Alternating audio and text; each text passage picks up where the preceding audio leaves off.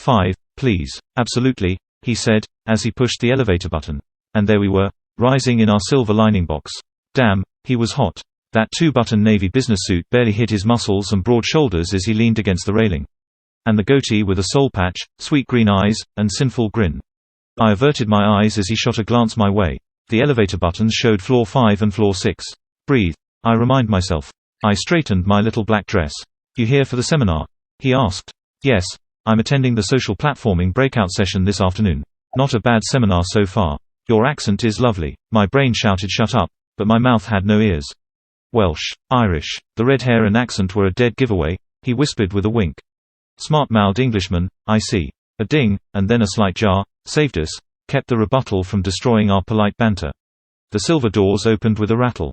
I lingered a bit, wanting one last look at this interesting man. "My floor." I nodded and walked out, digging through my clutch for my room keycard as the doors rattled back in place. The bell and rattle of the doors a second later signaled the reopening of the doors. Odd, I thought. Glancing into a well-placed hall mirror, I realized he'd exited the elevator a few seconds after me. My thoughts scrolled through every stupid move of every minor character in every horror movie I'd ever seen. His heavy steps followed right behind me. I thought to turn and say something, but my room was only 3 more steps. I stopped at room 518 and heard his laugh behind me. My eyebrow raised and head tilted, I turned to look at him as he circled around me until we met face to face.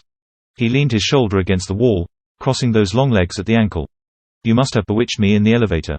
I got off a floor early," he grinned. "Funny thing, my room is right above yours." I played with the silver pendant on my necklace and smiled, my eyes connecting with his brilliant green although fibbing eyes. "Jewish?" he asked, nodding at my necklace. "No." "Ah, mysterious woman, I see. How about we do lunch together before the afternoon session and get to know one another, solve the mystery?" I pulled my keycard from the door. The green light signaled me to open the door. I smiled. An omen. Those eyes, that grin. Man. Silver lining in 15 minutes. "Hold the door for me," I said, pointing to the elevator.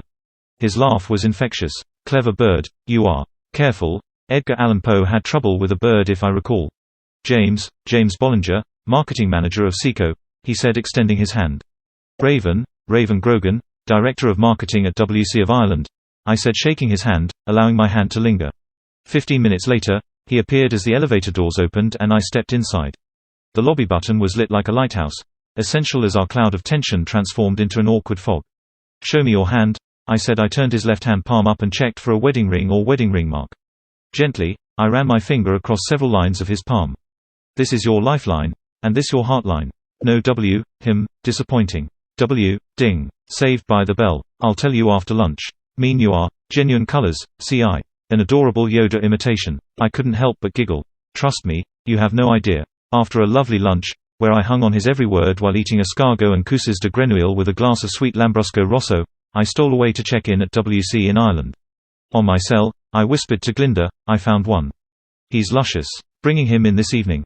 Be ready. You can release Gerald. Tell him it's over. He's free as a raven. Gotta fly. Ready for the afternoon session, Mr. Bollinger?" "Indeed. Then drinks after." "Absolutely." We sat together trading glances, writing suggestive notes, playing footsie.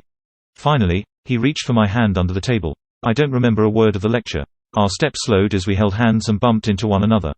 Butterflies grew as we walked down the paisley-patterned hall carpet to the darkened bar with its thick cherrywood bar and silver-plated mirrors. I couldn't believe my luck. Such serendipity. One elevator ride and everything changed. "Wine, not too much, but yes," I responded wryly. "Ha. Wine, not wines. I can't imagine you ever having a crossword. You are like sunshine on a cloudy day. Say, what was that disappointment you saw in my palm?" "Oh yes, look." I showed him my palm and traced 3 lines that made an M or a W depending on your perspective. "If you have this mark, it means you have the fortune of magical powers. Your palm is so close and with practice, you could gain your W."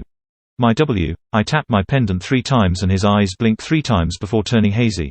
"Drink up. I'm going to tell you something and it will change your life forever." His blank stare said it all. Tranced as planned. "Listen," I whispered. "You are my silver lining. Every cloud has a silver lining, and every silver lining has a cloud. I'm your your witch. The witchcraft world I live in needs a few not-so-good men. You are mine. We will take my boom to WC in Ireland. At Witchcraft, Inc., we will teach you all you need to know about magic. All you have to do is follow me to the elevator." I stood. He stood. He followed me to the elevator. 5, please." He pushed the 5 button, and we rose. As we rose to the 3rd floor, I called Glinda and asked her to gather our things from the hotel. Then with a snap of my fingers, we were on my broom flying through the clouds. He held me tight, though the handcuffs helped with that.